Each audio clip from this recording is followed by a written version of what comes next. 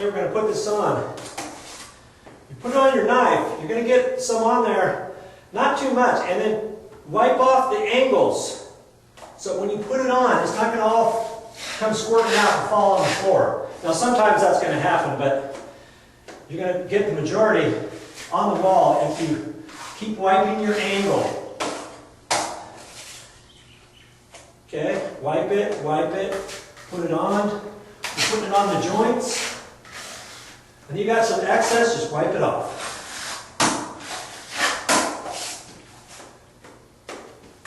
Put it on there in one go, and then pull it and wipe it over.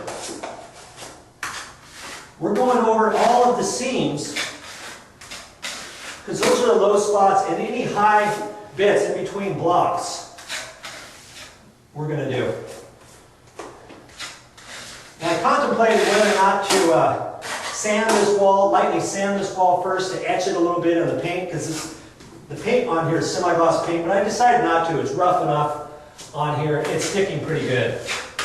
Okay, you'll get the hang of putting it on. Sometimes you got to put it on in different angles, and it starts coming off if you put too much on. Get it on the floor, wipe it up so you don't step in it and start tracking it all over the place. Okay? Wipe it off and then wipe it onto your pan. This pan, even though the pan's plastic, it's got a metal edge. So I'm just wiping it off on the metal edge, and then I'm putting it on there at an angle, wipe off the angles. Now I can put it on there and pull it over. Okay? Wipe the angles. You can get it on there without too much falling off. See? Wipe it. If you get too much, don't worry about it at this point. You can still wipe it off. You'll see where the low spots are, so you're going to have to add a little bit extra mud in certain spots.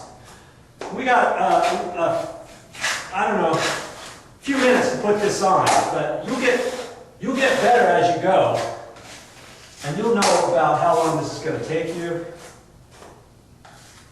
And when you run out of mud, you just mix up some more. Pull some of that off. You don't want to get it. You don't want to work with this too much. Main thing is to get it on. Wipe it off as you go. We don't have to cover the entire wall with this quickset. We're just going to do this on the low spots. This will be dry. By the time we get done with this wall, I'm doing the seams, it'll be dry enough so that we can touch it up with some more quickset. And then the same day, we can go over this with our first coat of regular all-purpose sheetrock mud.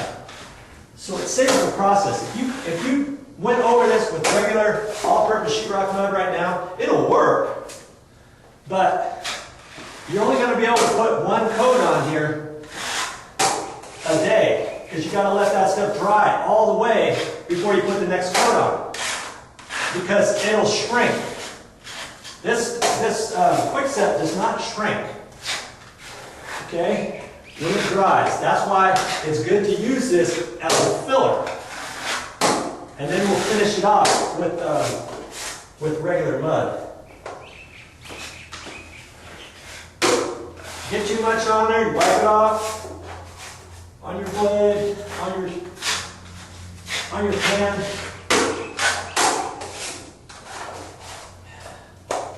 Wipe off the excess edges, and pull it on there.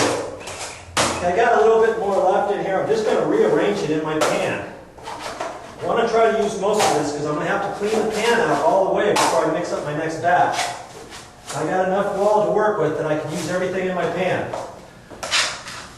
Okay, so use everything up. Wipe that sucker on there.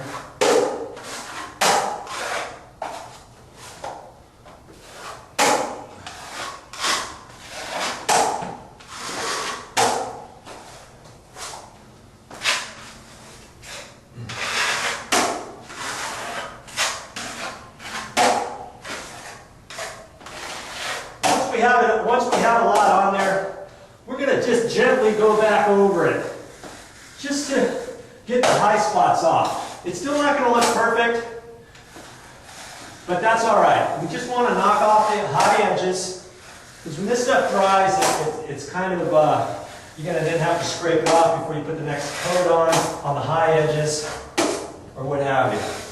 Okay, so we're just wiping it. There's a couple places that are low, so you can add some more on there as you're going.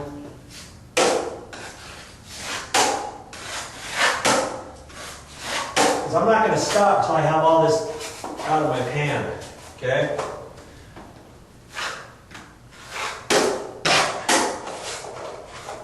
So all the way to the end.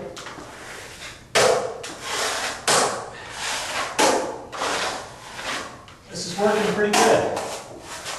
Any other high spots that you happen to see on the block, if there are any, you can put this mud on there.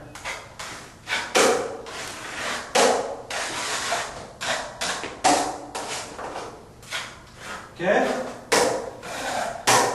Like I said, you really can't mess this up. Just keep wiping on there and getting it flat. I'll show you the next step.